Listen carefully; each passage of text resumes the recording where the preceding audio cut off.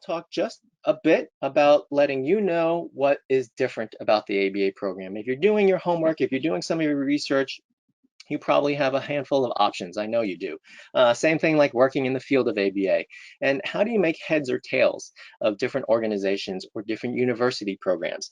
The one thing I'll share with you is there the requirements for certification, all of the graduate programs have to meet those. Requirements for licensure, all of the graduate programs have to meet those.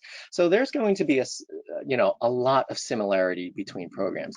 The thing I'll point out to you that is different about William James College is the mission of William James College, the reason William James College exists. And that is, it was always designed to be very practitioner oriented. There are, of course, similar schools throughout the nation, but generally speaking, they're far and fewer between with respect to programs that are more in the traditional academic sort of perspective and mission of training researchers as opposed to training practitioners or researchers who kind of touch on practice. Here at William James, same thing across all of the programs. It came from and stemmed from training practitioners. And so, so you can see 3 bullet points that that I like to highlight in that recently over the last year, we've been able to revise our graduate program and our curriculum. And one of the things we really tried to do is move away from this kind of standard ABA coursework. I'm not going to lie, we still have some of that. We have to meet the requirements for certification. But then for any extra room that we had, how do we really address the needs of people who are going to be working in the field?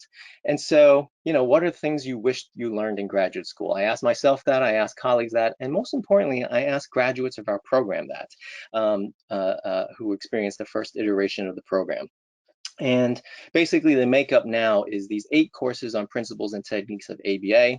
You basically get that training almost anywhere you go, but I highlight the 5 courses that really emphasize professional activities of behavior analysts. I would love to go into more detail about them, but I guess at this point, what I'd like to share is that there was this real effortful kind of approach towards, what type of content is really going to help our graduate students succeed the second they graduate and become credentialed.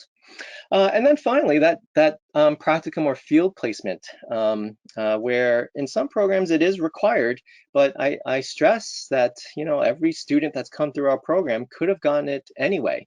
And so changing it to an optional component let us include some of these other professional activities training in our courses. And so I actually think the optional component to the practicum is a nice component.